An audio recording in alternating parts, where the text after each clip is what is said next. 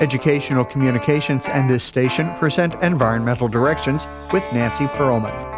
On this series, we explore the effects of human influence on the Earth's ecosystems and discuss solutions to environmental problems which affect the quality of life on this planet. Environmental Directions gives you the kind of information you need to help you participate in decisions impacting your community, the nation, and the world.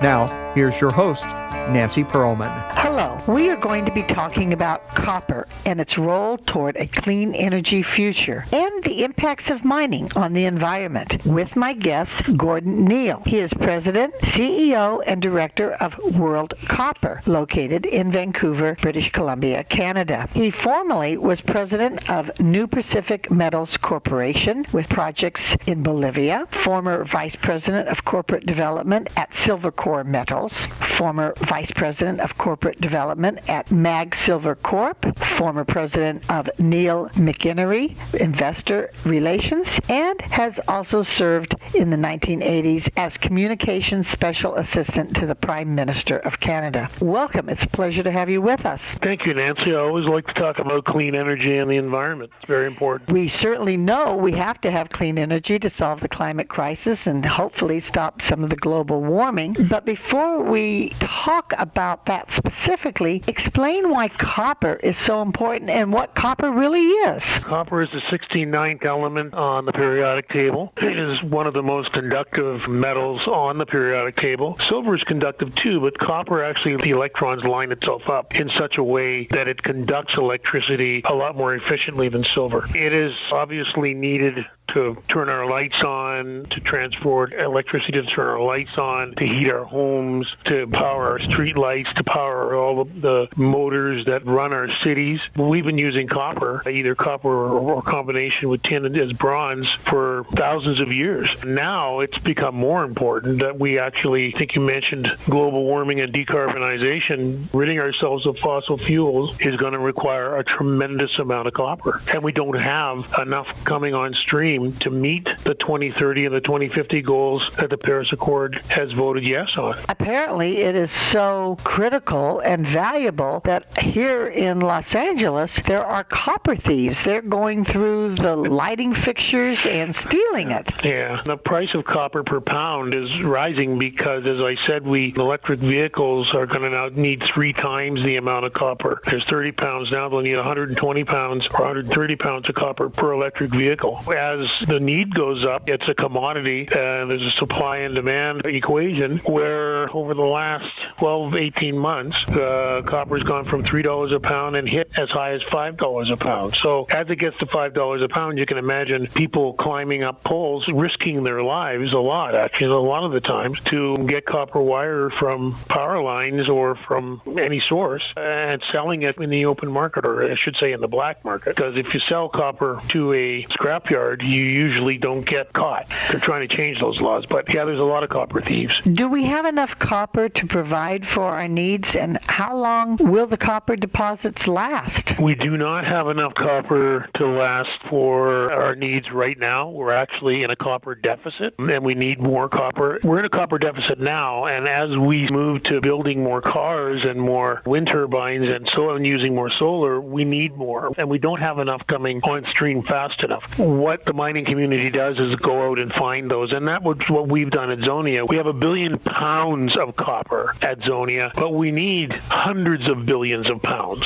So we have to find hundreds of billions of pounds of copper to meet these needs, and the mining company will do that. You're trying to provide copper legally, and consequently, your company is developing an operation in Arizona, the Zonia project, because Arizona is the U.S. leader in copper deposits. We know that China has a lot of copper. Arizona has copper. Where else in the world do we find copper? Copper is prevalent, as you said, in Arizona. Arizona produces 71% of all of the copper production in the United States. You can find copper, as you said, there's copper in China. There's also copper in Africa. In the Congo is quite prevalent in high-grade copper. Namibia, Zambia, those African countries have quite a bit of copper. And you can find copper copper in South America, in Chile, Argentina, and Peru, and Bolivia as well, a lot of South American countries. Copper is fairly available in a lot of countries, but primarily, as you said, China, Arizona, and a few other states in the United States, but Africa and South America are the prevalent places. Where is your Zonia project, and how is it being developed? The Zonia project is in the Yavapai County in Arizona. Zonia is an hour and a half north of Phoenix and a half an hour north of Prescott, which is north of Phoenix. You asked how we're developing it. One of the things we wanted to try to do is to make Zonia net zero. I think it might be a tall order, but it's one of the things we want to do. What we're looking at is potentially we have already power on site that goes across our site at Zonia. We're going to use that existing power, but we're thinking about augmenting the power with a solar array. Now, we might not be able to do that on site because we have an open pit and it creates dust, and we're going to keep that dust down by watering as much as we can by having water trucks. But we might think about joining with the Yavapai County or the state of Arizona and building a 10 megawatt solar array somewhere close to our project on government land where we could provide power to the surrounding area. The other thing that we want to do in developing Zonia that will contribute to being a net zero company is we're looking at having electric trucks or biodiesel trucks and the equipment working on site. So you'd have backhoes and shovels would be either electric or biodiesel. Our trucks and our hauling trucks would be either electric or biodiesel. And that's another way we could contribute to reducing our carbon footprint while we're developing and building the mine. The other one thing that we're thinking about is actually buying carbon credits. Now, that one's a little tougher because to buy the carbon credits, I have to be a profitable operation. And I think at $4 copper, our models are telling us we are profitable. It's just how profitable we are going to be. Modeling is one thing. The actual operation and the mining operation and how it develops out and what kind of numbers it provides are different. So we are looking at net zero, and that's a goal of ours, and that's one of the ways we're looking at developing Zonia. The other way is you have to realize that copper production comes in two types. The underground sulfides, which are deeper than the oxides in a pit, are actually create tailings, and they usually have smelting involved. So with smelting, you separate out bad materials like arsenic, etc. With the oxide that we're talking about at Zonia, we're creating what's called a copper cathode. So there's no smelting, there's no tailings. We crush it, we grind it, we leach it out of a pad, and it comes in a solution, goes right into what's called a solvent extraction electrowinning operation. It's all a closed loop, so there's no environmental problems with it, and it produces pure copper with no tailings and no bad deleterious material. Sounds like mining is better now than it has been in the past. Mining for oxides is definitely way more environmental than mining for sulfides. We're proud to be part of that group as well. And only 15% of the world's copper mines are oxide mines, so we're happy to be in that 15%. How many resources in the world are being mined? We need a lot of metals. They're around us all the time. They're in everything we have, from fridges and stoves to beds and bed springs and bicycles, everything. So we do a lot of mining. We need a lot of metals. We are doing a lot of mining. The challenge for mining companies is to do it responsibly so that you're minimizing the impact on the environment. So we need copper, lead, zinc, tungsten, molybdenum. We have huge needs for metals, but our challenge is to do it responsibly and environmentally. And that costs, because there's a cost that goes with doing it responsibly. But that means that the mining community has to find the right deposits, the right mineral deposits that can be mined economically, meaning you don't have to make a huge amount of money. You don't have to make a big profit. You just don't want to run a company that's running at a deficit because eventually it'll run out of economic steam and won't produce any metal. So it has to have the right balance of grade and size, and the mining companies have to go in and make sure that they minimally disturb the environment and the surrounding area and the communities to make it all work. It's a balancing act. Tell me about the mining operation, because I am concerned when I have seen some areas that have been mined that they have totally destroyed the environment. The natural ecosystem is gone. They don't protect the local wildlife. They don't keep the area with trees and other plants. It's just sometimes a pit. How much pollution is caused by that? And how are you making sure that mining now is more ecological and sustainable than in the past? You're right. You're talking about the difference between open pit mining, which creates large pits, excavated surfaces, holes, holes in the earth. Underground mining is a little less visually obtrusive in that you tunnel down these tunnels to the ore, that the metals that you're looking for. But I can tell you, Nancy, that these days all governments, and I've worked in Africa, I've worked in China, I've worked in South America, I've worked in Canada, I've worked in mines in the United States. They have environmental regulations that are very strict. And Canadian mining particularly, we have our own standards that are actually sometimes higher than some country standards. And what that means in our environmental studies and our environmental assessments, we need to go out most times and actually catalog every cactus,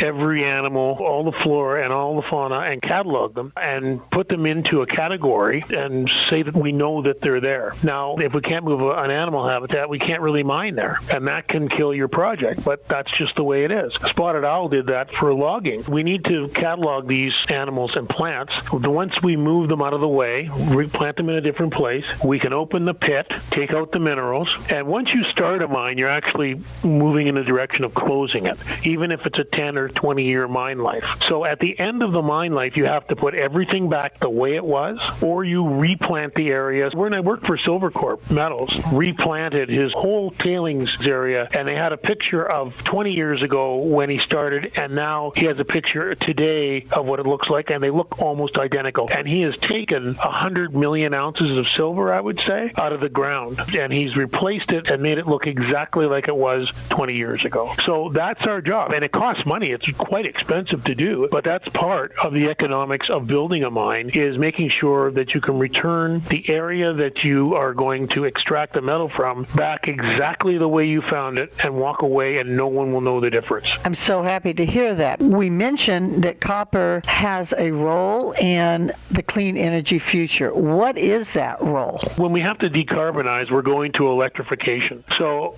electric cars or hybrid cars to create energy. Wind turbines use a tremendous amount. Each wind turbine is basically an electromagnet generator that generates current, and it needs a tremendous amount of copper wraps around the magnet. And solar panels use a large amount of copper. So those things alone, cars, wind turbines, and solar, will take up a huge amount of copper, which we don't currently have in the pipeline. The other large part of the copper need in decarbonizing the world is going to be the actual grids themselves. Because to power every car, I'm in British Columbia, we're building a thing called the Site C dam. If we took every car in British Columbia, changed it from an internal combustion engine to electric car today, we would need 8 of those Site C dams. They're huge hydro dams to create the power to charge our cars. But to do that, to send that power, to create that grid, all countries of the world now are going to have to upgrade their grids. So that means they're going to have to lay new wire or more wire, existing wire, than they have, which will create another need for copper. And in fact, it's probably one of the largest needs for copper in the future, is going to be upgrading the grid so that we can push the power to electric cars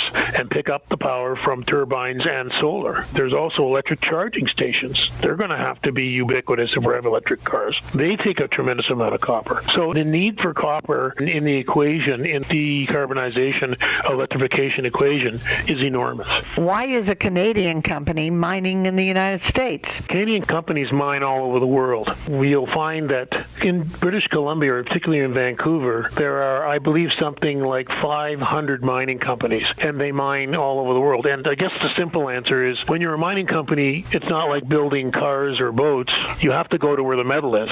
So if the metal is in Arizona and we want copper, and we happen to get a good project put in front of us to consider, then we go and mine in that country. But the caveat is, we're always mindful of two things: the country laws and the community's needs. So even though we're Canadians are known for their politeness. So, we take it seriously when we work in other countries, even in our own country. So the answer to your question is, Canadians mine all over the world. Thank you so very much for letting us know about the role of copper and the current state of copper mining. Thank you so much for being my guest. Well, thank you for having me. It's a pleasure. I'd do it again. We'll have to get an update. Thank you, Nancy. Thank you. I have been speaking with Gordon Neal, who is President, CEO, and Director of World Copper. I'm Nancy Perlman. Thank you very much for joining us, and do tune in again next week.